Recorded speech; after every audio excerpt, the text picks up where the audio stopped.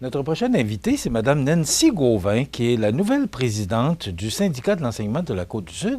Bonjour. Bonjour, M. Montminy, ça va bien? Merci, vous? Très bien, merci. Comment ça va, Mme Gauvin? Ça va bien, ça va vite, Oui. mais ça va bien. Bon, OK. Alors, depuis le mois de septembre, le 10, Oui. si mes informations sont bonnes, vous êtes la nouvelle présidente du syndicat de l'enseignement. Oui. Vous succédez à M. Pascal Côté, qui était là pendant 20 ans. Oui. Qu'est-ce qui fait, parce qu'on va parler de ça un peu, pourquoi je vous ai invité, c'est de venir nous parler des coupures en francisation, mais d'abord, vous êtes la première femme présidente du syndicat de l'enseignement. C'est un gros défi, un grand défi. Un grand défi. Qu'est-ce que c'est pour vous que de prendre la présidence du syndicat de l'enseignement? Eh boy. Je vous dirais que quand Pascal a été élu à la centrale des syndicats du Québec cet été, son projet d'élection était déjà en marche depuis 2 ans. Ça progressait dans ma tête. Le chemin était là, tranquillement, pas vite. Je prévoyais entrer au syndicat plus vers la fin de ma carrière, quand il allait me rester peut-être un 10 ans de carrière en enseignement à faire. Je pensais que j'allais être suffisamment mature à ce moment-là, puis que les astres allaient s'aligner. Mais là, avec Pascal, qui a eu son élection, ça l'a un peu accéléré le processus, comme on dit. Qu'est-ce qui me pousse à la présidence? Mon Dieu. C'est un peu le même principe que ce qui m'a poussé en enseignement. C'est un peu drôle à dire, hein? Moi, j'ai toujours voulu enseigner aux jeunes, créer des citoyens modèles, faire en sorte que ces gens-là soient bien outillés pour la vie. Puis, étrangement, en travaillant avec des enseignants, je me suis rendu compte qu'on n'était pas si préparés que ça pour la vie nous-mêmes en tant qu'enseignants.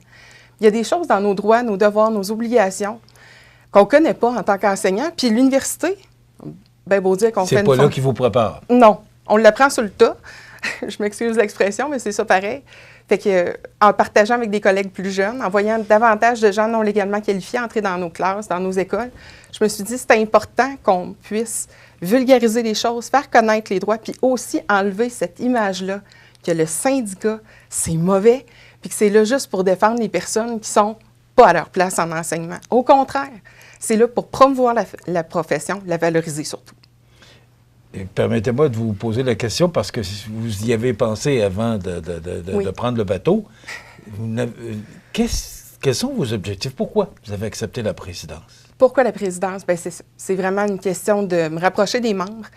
On avait sur notre conseil d'administration des postes vacants, notamment auprès de la formation professionnelle. Donc là, les postes sont comblés.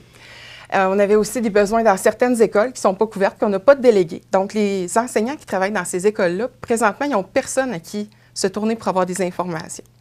Bien oui, c'est sûr que le centre de services scolaires sont là pour leur répondre, là, mais ils ont leur vision de l'affaire sur certaines choses, puis on peut apporter un éclairage nouveau, notamment dans les droits et les obligations. Je trouve ça important que les enseignants aient toutes les informations.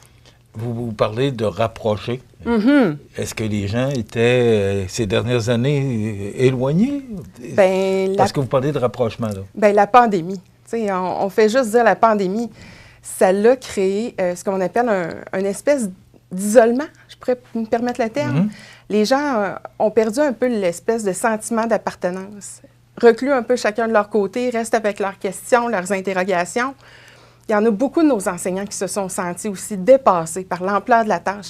C'était stressant pour tout le monde, cette situation-là. Autant les enfants, les parents que les enseignants, les équipes écoles. Bien, il faut que ces gens-là, en quelque part, puissent retrouver une stabilité puis dire, OK, là, on démarre sur des nouvelles bases, on a une nouvelle convention collective, c'est important de la connaître. Puis nos vis-à-vis aussi au centre des services scolaires ont besoin aussi de comprendre les enjeux qui sont reliés avec la nouvelle convention collective. Madame Gauvin, on a entendu parler beaucoup des écoles en dehors de notre territoire, mm-hmm. Qui étaient à pleine capacité, qu'il y avait trop d'étudiants pour chacun des professeurs à l'intérieur de cette classe-là. Est-ce que chez nous, sur la Côte-du-Sud, on vit ça aussi? Bien, c'est sûr qu'on a des classes, comme on appelle ça des dépassements d'élèves. C'est pas rare. Ça arrive à chaque année scolaire qu'il y a des groupes qui sont en dépassement, mais des dépassements déraisonnables en Côte-du-Sud, non. On n'en a pas de façon déraisonnable. On a eu des écoles qui, par contre, sont exploitées présentement à pleine capacité. Ça occasionne certains petits désagréments, mais on apprend à vivre tout le monde ensemble, puis on essaie de collaborer, puis faire en sorte de donner une place à tout le monde. Mais c'est pas toujours facile. La commission, le centre de services scolaires, c'est grand. Mm-hmm. C'est Bellechasse, Montmagny, Lillet. Oui. On en couvre grand. Avez-vous le temps de dormir? Je fais des beaux cauchemars de voyage. Effectivement, la neige me fait un peu peur pour cet hiver. J'entreprends ma tournée présidentielle. Mon Dieu, je me prends pour Kamala Harris ce matin. Mais j'entreprends ma tournée. C'est le bon moment, c'est le 5 novembre. C'est ça, c'est le bon moment.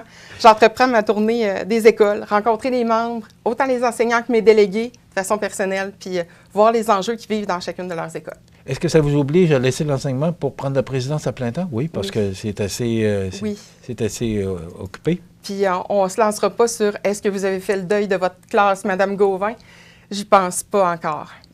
Présentement, j'ai un mandat de 2 ans. Donc, je suis élue jusqu'en juin 2026. Là, il va y avoir le procédé des élections. Est-ce que je retournerai à l'enseignement ou je vais demeurer au syndicat? L'avenir nous le dira. Je n'ai pas fait le deuil de ma classe encore. Elle est à Saint-Pamphile. Je salue mes élèves au passage, mes mes collègues. collègues. Gens nous regardent à Saint-Pamphile maintenant. Oui, effectivement. Je m'ennuie de ma gang. Il y a des journées que je trouve ça plus difficile un petit peu, mais c'est comme dans tout. On s'habitue. C'est des grosses chaussures à pointer, là. 20 ans de carrière pour Pascal, entrer en place avec une nouvelle convention collective, plein de choses nouvelles, c'est pas évident. Il y a des journées où je trouve ça difficile, mais il n'y a pas un défi qui va m'empêcher de continuer. Mais ce que je comprends, Pascal Côté, qui a été président pendant 20 ans, est encore dans le décor du syndicat. Oui, il est à la Centrale des syndicats du Québec, à la 3e vice-présidence. Fait que c'est quand même assez prestigieux de dire que c'est un gars de Montmagny-Lillet qui représente au niveau de la centrale, c'est au niveau provincial. Ça regroupe des syndicats de la santé, de l'enseignement, de tout autre corps d'emploi aussi. C'est quand même le fun de lui succéder là, à ce poste-là. Madame Gauvin, on vous a invité parce que vous êtes maintenant la première femme au syndicat de l'enseignement de la Côte-du-Sud, mais aussi c'est que vous avez mis un communiqué de presse la semaine dernière. Oui. Et ce communiqué de presse dit « Indigné par les couples de services en francisation et l'éducation des adultes, les représentants du syndicat de l'enseignement ont fait parvenir une lettre à Mathieu Rivelle, le député de Côte-du-Sud. » Indigné. Oui. Parlez-moi, parce qu'au niveau national, on entend parler des couples de francisation un peu partout au Québec, mais là, ce que je comprends, c'est que sur la Côte-du-Sud, on a été touché aussi par ces couples-là. Oui. Est-ce que c'est avec autant d'ampleur qu'on le vit partout au Québec ou parce qu'on est un petit marché, mais pour que je lise indigné, le mot est bien choisi ou le mot est fort? Il est très bien choisi. Et Okay. il n'est pas trop fort, puis j'irais même à dire qu'il y a eu des coupes cavalières qui ont été faites. Quand on dit cavalière, c'est qu'on ne les voit pas venir. Puis vous parliez de petits milieux. Juste pour vous comparer en termes de perte d'emploi en francisation, on est comparable à Drummondville. Fait quand même, pour une petite place, on a le même nombre de pertes d'emploi présentement qu'à Drummondville, aux alentours d'une quinzaine d'emplois, entre 15 et 20. Nous, on est chanceux. Le Centre des services scolaires a appris la nouvelle au même moment que nous. C'est tout un contexte à comprendre. Les règles budgétaires, puis tout ça, c'est pas évident. Pour le commun des mortels, puis même, je voudrais, pour les gens qui travaillent dans le milieu, c'est pas toujours clair. Il y a 3 semaines maintenant, on est en rencontre avec le Centre des services scolaires. On parle de francisation. On a un beau projet pilote qui est en place depuis 2 ans. Des enseignants investis, beaucoup d'élèves dans les classes. C'est un service qui roule. Tout fonctionne. Tout va bien. Oui, il y a plus d'élèves que prévu. Le Centre de services scolaires dit « Pas de problème, on continue le service, on développe, on a besoin de davantage d'enseignants, on les a engagés, les classes vont être ouvertes, il n'y en a pas de problème. » Parfait, super, on continue comme ça, on était hyper contents. 4 jours plus tard, je suis en réunion à Québec avec des collègues, puis là, les coupes sont annoncées. Des têtes roulent, les têtes roulent, les têtes roulent, puis moi, je me pavane un peu en disant, moi, chez nous, personne tombe. Nous, le service est maintenu. Jusqu'à temps qu'on lise en bas des règles budgétaires les petits caractères qui nous disent que, exceptionnellement cette année, les attributions de nombre de postes enseignants sont les mêmes chiffres que pour 2020-2021. Fait qu'on recule notre cassette, on est en temps de pandémie, nos frontières sont très limitées, donc il n'y a pas beaucoup de francisation à cette époque-là au Québec. Puis chez nous, on n'a même pas commencé le projet encore. On a un budget pour 6 enseignants. Présentement, on en a entre 15 et 20 qui enseignaient dans nos groupes. Fait que le Centre des services scolaires prenait de sa poche pour payer, pour régler autrement, faire en sorte d'offrir le service adéquatement. OK. Le service continue actuellement, là. On parle d'éducation aux adultes, là, naturellement. Oui, éducation parce que aux là, adultes. ce qu'on dit aussi, c'est que, ça amène la réaffectation de plusieurs enseignants et enseignantes. Oui. Là, vous me dites, il en reste combien, là, avec les coupures? Parmi ceux et celles qui sont en francisation, les coupures sont effectives au 11 novembre. Donc, au 11 novembre, nos groupes de francisation à Montmagny, terminé. Il n'y en a plus. C'est fermé. Clos. OK, Sujet c'est clos. zéro. Zéro niet nada. OK. Tout ce qui va être conservé, c'est la francisation auprès des enfants, donc le secteur préscolaire, primaire, secondaire. C'est le secteur jeune, ça, c'est pas touché. Mais tout ce qui est formation aux adultes, ça va être coupé 11 novembre, terminé. On ferme les livres. Présentement, avec le Centre des services scolaires, on a travaillé à redistribuer nos enseignants pour pas qu'ils perdent leur emploi. Je trouve ça triste parce que, oui, vous allez me dire, Mme Gauvin, là, vous coupez les cheveux en quatre, là. Ils travaillent, ce monde-là. Là. Ils n'ont pas perdu leur emploi. Ailleurs, oui, c'est vrai qu'il y a des collègues qui ont perdu leur emploi dans d'autres centres de services scolaires. Nous, ils sont replacés. OK. Alors, tous ceux qui ont perdu leur emploi en francisation sont réaffectés. Réaffectés, OK. oui. Mais ils ont fait le choix, eux, d'aller en enseignement francisation. Ils ont fait le choix de s'investir dans ce projet-là. Ils ont développé des liens avec les gens de la communauté, puis pas juste avec les immigrants, c'est aussi avec les gens des milieux pour pouvoir leur permettre de s'intégrer à nous, leur vendre notre région, faire en sorte qu'ils veulent demeurer ici. Puis là, on leur dit du jour au lendemain, écoutez, vous êtes beaux, vous êtes fins, vous étiez bons, votre expertise, nous n'en avons plus besoin. La francisation, ce que je trouve dommage, c'est qu'on ne peut pas dire qu'on fait des coupes sur le dos des gens. Puis c'est pas juste le terme des enseignants. Les enseignants, là, ils vont travailler. Mais les personnes immigrantes qui ont besoin de ce service-là présentement, on les abandonne dans un flou complet. On leur demande d'avoir des niveaux de maîtrise du français d'un niveau 7 pour être immigré ici au Canada de façon officielle. Il y a 12 échelons. Fait qu'on leur demande un niveau 7. Ça veut dire que c'est une maîtrise quand même certaine des discussions. Là. Plus que l'essentiel, il faut bien comprendre. Là, on est en train d'abandonner des gens qui en sont à leur premier, deuxième, troisième, quatrième niveau, qui ne pourront même pas s'inscrire dans certains cours professionnels pour être au bon niveau parce que ça demande un niveau 6, niveau 7. Mme Gauvin, le temps passe vite. Oui. Vous avez interpellé, vous avez envoyé une lettre au député Rivet de Côte-du-Sud. Oui. Ça a été quoi la réponse? OK. Vous n'avez pas eu de réponse? Non, j'ai pas eu de réponse encore. C'est sûr que M. Rivet, on s'entend, c'est pas lui qui est le ministre de l'Éducation, c'est pas lui non plus qui est le ministre de l'Immigration qui s'occupe de ça, mais c'est quand même Mais on notre sait que le porte-parole. ministre de l'Éducation est ministre de Chaudière-Appalaches, responsable de Chaudière-Appalaches. Oui, puis attendez, 2400 élèves cette année en francisation dans tout le secteur ici, Côte-Sud, Chaudière-Appalaches, je devrais plutôt dire, 197 enseignants au total. M. Drainville pourrait se permettre de considérer ça aussi dans ses chiffres.